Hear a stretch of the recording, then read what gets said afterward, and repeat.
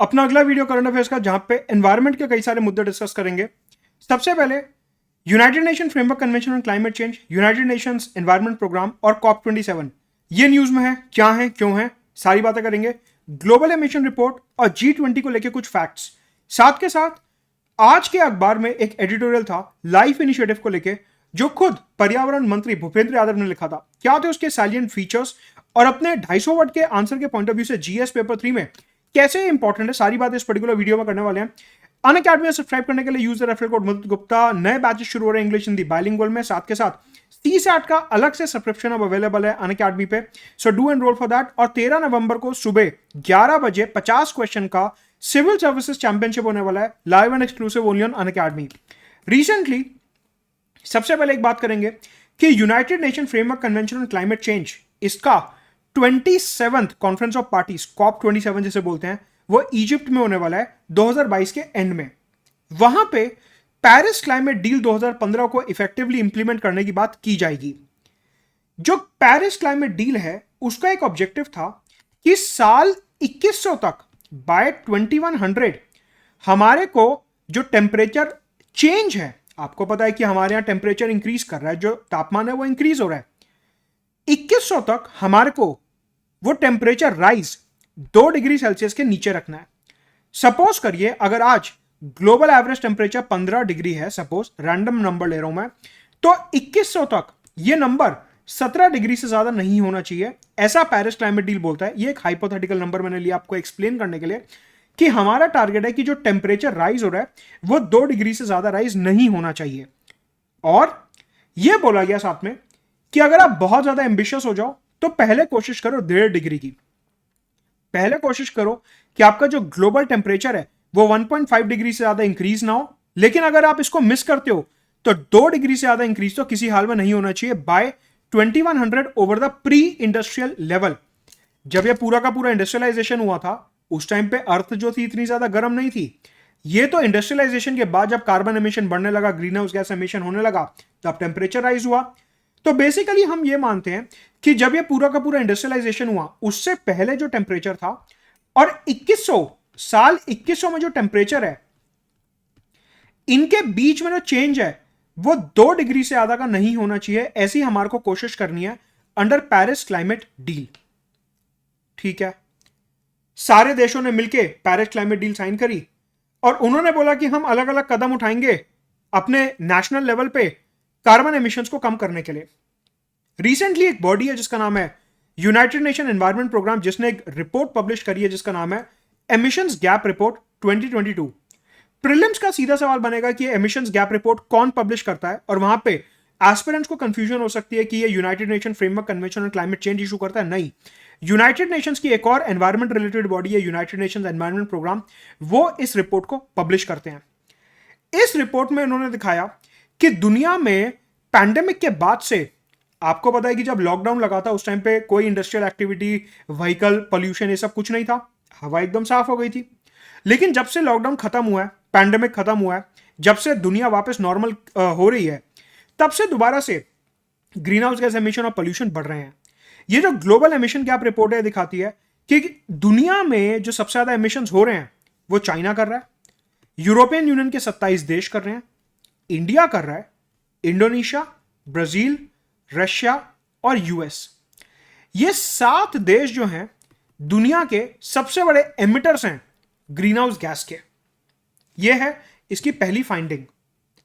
साथ में इसने एक और डेटा दिखाया कि ये जो 7 देश हैं, ये और दुनिया का जितना भी ट्रांसपोर्टेशन सिस्टम है, जैसे कि हवाई जहाज, शिप्स, ट्रेन्स एटसेट्रा, ये 7 देश और दुनिया का ट्रांसपोर्टेशन सिस्टम मिलके आधे से ज्यादा global green house gas emission कर रहे हैं, अप्रोक्सीमेटली 55%। दुनिया के जो G20 देश हैं, आपको पता है कि इंडिया जो है वो दिसंबर में G20 का चेयर बनने वाला है। हम जो है प्रेसिडेंसी अज्यूम करेंगे G20 की दिसंबर 2022 के महीने में। तो वहां पे अगर आपको मेंस पेपर 2 में ये पूछा जाता है कि इंडिया का G20 प्रेसिडेंसी में क्या महत्वपूर्ण रोल रहेगा, तो वहां पे आप ये मेंशन कर सकते हो कि दुनिया के जो 20 सबसे बड़े देश हैं, यहां से 75% ग्लोबल एमिशन होता है, और इंडिया, हम क्लाइमेट चेंज को लेकर काफी ज्यादा सीरियस हैं। ऐसे में इंडिया जो है इस पर्टिकुलर डेटा के ऊपर काफी काम कर सकता है, राइट।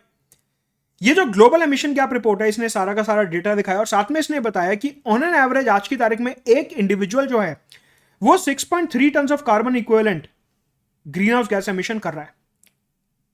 ऑन एन एवरेज जो पर कैपिटा कार्बन एमिशन है that is approximately 6.3 ton per carbon equivalent. मतलब कि आप, मैं, हर एक इंडिविजुअल व्यक्ति पूरी दुनिया का ऑन एन एवरेज कितनी कार्बन डाइऑक्साइड या कितना कार्बन यूटिलाइज कर रहा है, that is 6.3 ton of carbon equivalent. मतलब आप, मैं, दुनिया के सारे लोग अलग अलग देशों में मिलके on an average 6.3 ton of carbon equivalent इतना ग्रीन हाउस गैस एमिशन कर रहे हैं। ये तो है ग्लोबल एवरेज। इसमें कुछ देश ऐसे हैं जो इस ग्लोबल एवरेज से ज्यादा एमिशन कर रहे हैं, कुछ देश ऐसे हैं जो ग्लोबल एवरेज से कम एमिशन कर रहे हैं। ये ग्लोबल एमिशन गैप रिपोर्ट ने वो एक लिस्ट दिखाई जिसमें दिखाया गया कि दुनिया में जो पर कैपिटा कार्बन एमिशन है सबसे ज्यादा वो अमेरिका में है, 14 ton of carbon equivalent. Global average कितना है? 6.3 टन ऑफ कार्बन इक्विवेलेंट। दुनिया में सबसे ज्यादा पर कैपिटा एमिशन कहां पे है? अमेरिका में 14 टन। मतलब कि अमेरिका की जनता जो है वो सबसे ज्यादा अनसस्टेनेबल लाइफस्टाइल फॉलो करती है और अमेरिका में हर एक व्यक्ति on an average 14 ton of carbon equivalent इतना ग्रीन हाउस गैस एमिशन कर रहा है। चाहे वो फ्लाइट्स पकड़ने की बात हो, उनके घर में अलग अलग बल्ब इलेक्ट्रिसिटी सिस्टम की बात हो, पानी के वेस्टेज की बात हो, वो कितना खाना वेस्ट कर रहे हैं उसकी बात हो, इन सब चीजों से कार्बन एमिशन होता है। यूएस में दुनिया का सबसे ज्यादा पर कैपिटा कार्बन एमिशन है। देखिए यहां पे दो अलग बातों पे हम डिस्कशन कर रहे हैं। एक बात है carbon emission as a whole कि इंडिया टोटल कितना कार्बन एमिशन कर रहा है, यूएस टोटल कितना कार्बन एमिशन कर रहा है, चाइना टोटल कितना कार्बन एमिशन कर रहा है। एक बात तो हम ये कर रहे हैं, जो मैंने आपको लिस्ट दिखाई दुनिया के टॉप 7 एमिटर्स, ये हैं टोटल एमिटर कि चाइना कलेक्टिवली कितना एमिशन कर रहा है, यूरोपियन यूनियन कलेक्टिवली कितना एमिशन कर रहा है, इंडिया कलेक्टिवली कितना एमिशन कर रहा है। तो अगर हम टोटल एमिशंस देखें तो India one of the largest emitters है। लेकिन अगर हम पर कैपिटा एमिशन देखें कि ऑन एन एवरेज एक व्यक्ति कितना एमिशन कर रहा है, तो वो सबसे ज्यादा यूएस में 14 ton of carbon equivalent, Russia में 13, चाइना में 9.7, ब्राजील और इंडोनेशिया में बराबर है 7.5, यूरोपियन यूनियन में 7.2 और इंडिया में सिर्फ और सिर्फ 2.4 टन ऑफ कार्बन इक्विवेलेंट। अगर आप ये पूरी की पूरी लिस्ट देखो तो यहां पे ग्लोबल एवरेज के मुकाबले इंडिया बहुत कम है। बाकी सब देश जो हैं वो ग्लोबल एमिशन ग्लोबल एवरेज से काफी ज्यादा है। इंडिया यहां पे इकलौता देश है जो ग्लोबल एवरेज के नीचे है। इसका मतलब यह है कि हमारे यहां का लाइफस्टाइल जो है वो काफी अच्छा है, काफी बेहतर है जब हम उसे चाइना, रशिया, यूएस और यूरोपियन यूनियन से कंपेयर करते हैं। यूएस और हमारे मुकाबले में आप देखिए 7 गुना का फर्क है अप्रोक्सीमेटली, कि वहां के लोगों का लाइफस्टाइल हमारे से 7 गुना ज्यादा खराब है। तो यह एक अच्छी बात है कि हमारा लाइफस्टाइल जो है काफी अच्छा है। मतलब कि टोटल, क्योंकि हमारी पॉपुलेशन ज्यादा है, 150 करोड़ की पॉपुलेशन है, इस वजह से हमारे टोटल कार्बन एमिशन ज्यादा है। लेकिन पर कैपिटा एक इंडिविजुअल व्यक्ति का जो कार्बन एमिशन है हमारे यहां वो काफी कम है और ग्लोबल एवरेज से तो बहुत ही नीचे, ऑलमोस्ट 1/3 है ग्लोबल एवरेज का। ये सारे के सारे डेटा पॉइंट्स आप मेंस में, इंटरव्यू में, एस्से में कोट कर सकते हैं कि इंडिया जो है वो एक रिस्पॉन्सिबल पावर है when it comes to environment, और इंडिया जो है ग्रीन हाउस गैस एमिशन को कंट्रोल करने के लिए काफी कदम उठा रहा है। ये थी प्रॉब्लम स्टेटमेंट। आगे बढ़ने से पहले अनअकैडमी पे ऑप्शनल के बैचेस अवेलेबल हैं। ऑल्सो ईपीएफओ की कैटेगरी अब लाइव है, आप इसको भी सब्सक्राइब कर सकते हैं। नाउ हमने अभी तक क्या देखा कि पेरिस क्लाइमेट डील के अंदर हमारे को 2100 तक टेम्परेचर चेंज हो 2 डिग्री के नीचे रखना है as compare to pre industrial levels. Now global emission gap report आई यूनाइटेड नेशन एनवायरनमेंट प्रोग्राम की, इसने दिखाया कि अगर हम आज वाली स्थिति में रहें, अगर हम जो देश अलग अलग कदम आज उठा रहे हैं, अगर हम उसी पेस से चलते रहे तो बाय 2100 जो टेम्परेचर राइज होगा वो होगा 2.8 डिग्री सेल्सियस से। मतलब कि हमारा जो 2 डिग्री सेल्सियस का टारगेट है वो हम मिस कर देंगे अगर हम आज वाली पेस पे चलेंगे। तो कहने का मतलब है कि आज जो हम सारे के सारे देश मिलके, India, China, Russia, European union, US मिलके जो एफर्ट्स कर रहे हैं वो एफर्ट्स काफी नहीं है, ऐसा एक ग्लोबल एमिशन गैप रिपोर्ट दिखाती है। और अगर आज वाली पेस से हम चलते रहे तो 2.8 डिग्री सेल्सियस से टेम्परेचर राइज 2100 तक पक्का से होगा। पेरिस क्लाइमेट डील के अंदर एक टर्मिनोलॉजी है जो आपको ध्यान रखनी है, that is nationally determined contribution, जिनको एनडीसी भी बोला जाता है। बेसिकली पेरिस क्लाइमेट डील के अंदर देशों को छूट दी गई थी कि आप अपना एक्शन खुद डिसाइड करोगे कि आपको क्लाइमेट चेंज किस तरीके से टैकल करना है। चाइना ने अपने अलग कदम बताए, इंडिया ने अपने अलग कदम बताए, यूएस ने अपने अलग कदम बताए, यूरोपियन यूनियन ने, साउथ अफ्रीका ने, ब्राजील, इंडोनेशिया ने, हर देश ने अपने अलग अलग कदम बताए कि हम फॉसिल फ्यूल इतना कम करेंगे, हम इलेक्ट्रॉनिक व्हीकल ले आएंगे, हम ट्रेन का इलेक्ट्रिफिकेशन कर देंगे, हम फॉरेस्ट जो कार्बन सिंक्स हैं वो इतने ज्यादा इंक्रीज कर देंगे। हर देश ने अपने अलग अलग कदम बताए। तो ये जो ग्लोबल एमिशन गैप रिपोर्ट है ये बोलती है कि पेरिस क्लाइमेट डील के अंडर जो नेशनली डिटरमाइंड कॉन्ट्रीब्यूशंस हैं आज की तारीख में दे आर फॉलिंग शॉर्ट। मतलब कि अगर सारे डॉट्स में आपके एक माइंड मैप के लिए कनेक्ट करूं तो क्या बनता है, पेरिस क्लाइमेट डील, उसके अंदर नेशनली डिटरमाइंड कंट्रीब्यूशन, हर देश अपने खुद के टारगेट सेट कर रहा है खुद से कि मैं ये काम करूंगा। यूनाइटेड नेशन एनवायरमेंट प्रोग्राम, उसकी report global emission gap report, वो बोलती है कि पेरिस क्लाइमेट डील के अंदर जो आपने टारगेट सेट करे हैं वो कम है, हर देश को अपने टारगेट बढ़ाने पड़ेंगे, तभी आप 2 डिग्री का टारगेट अचीव कर पाओगे। वरना अगर आज वाले टारगेट फॉलो करोगे तो 2100 तक 2.8 डिग्री सेल्सियस से टेम्परेचर राइज होगा और आप अपना टारगेट मिस कर दोगे। सवाल उठता है यहां पर सबसे बड़ी प्रॉब्लम क्या है। यहां पे 2 सबसे बड़ी प्रॉब्लम ये रिपोर्ट दिखाती है। एक है फाइनेंसिंग की प्रॉब्लम। आज की तारीख में हम जितना पैसा क्लाइमेट चेंज और एनवायरमेंट में लगा रहे हैं वो सफिशिएंट नहीं है, और आज के मुकाबले हमारे को कम से कम 10 गुना ज्यादा पैसा लगाना होगा क्लाइमेट चेंज और एनवायरमेंट में, ऐसा यूनाइटेड नेशन एनवायरमेंट प्रोग्राम बोलता है। साथ के साथ हमारे को ऑल्टरनेटिव टेक्नोलॉजी के डोमेन में भी काम करना होगा, मतलब कि हाइड्रोजन सेल्स जैसे कि इलेक्ट्रॉनिक व्हीकल्स, फॉसिल फ्यूल्स को फेज आउट करना, किस तरीके से हम क्लीन और green energy, tidal energy, hydel energy, wind energy, nuclear energy, solar energy में विकास कर सकते हैं। ये सारी की सारी जो ऑल्टरनेटिव टेक्नोलॉजीज हैं हमारे को इसमें काफी ज्यादा टेक्नोलॉजिकल ग्रोथ चाहिए होगी। तो एक, पैसा कम है, दूसरा ऑल्टरनेटिव टेक्नोलॉजी अवेलेबल नहीं है। ये 2 सबसे बड़े बैरियर्स हैं आज की तारीख में हमारे क्लाइमेट चेंज टारगेट्स को अचीव करने में। तो हमने देखा प्रॉब्लम क्या है, बैरियर्स क्या हैं। अब देखते हैं कि इस पूरी प्रॉब्लम को टैकल करने के लिए इंडिया क्या कर रहा है। रिसेंटली प्रधानमंत्री नरेंद्र मोदी ने एक इनिशिएटिव लॉन्च करा है जिसका नाम है लाइफ इनिशिएटिव। इसका फुल फॉर्म है लाइफस्टाइल फॉर एनवायरमेंट। पर्यावरण के लिए हमारा जो लाइफस्टाइल है वैसा होना चाहिए। सर इसमें टारगेट क्या है, कितना खर्चा होगा, इन्वेस्टमेंट कितना होगा, यह सब कुछ नहीं है। यह एक मास मूवमेंट है। मास मूवमेंट मतलब जैसे आपने देखा था स्वच्छ भारत अभियान एक मास मूवमेंट था, अवेयरनेस जनरेट करी गई कि भाई सबके घर में टॉयलेट होना चाहिए, ओपन डेफिकेशन कोई नहीं करेगा। वैसे ही ग्लोबल लेवल की मास मूवमेंट लॉन्च करी है प्रधानमंत्री ने, और जहां पे हमारे को फ्रांस, यूके, नेपाल और दूसरे देशों का सपोर्ट भी मिलना शुरू हो गया है। Life movement, lifestyle for environment movement, मतलब हम अपने जीवन को इस तरीके से सुधारेंगे कि हमारा पर्यावरण जो है वो सुधरने लगे।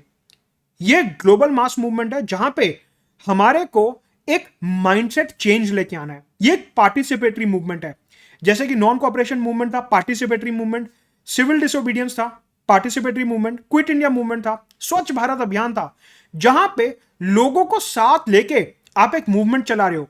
वैसे ही अपने प्लैनेट को बचाने के लिए एक मास मूवमेंट लॉन्च करी गई है ग्लोबल लेवल पे जिसे लाइफ मूवमेंट बोले आता है।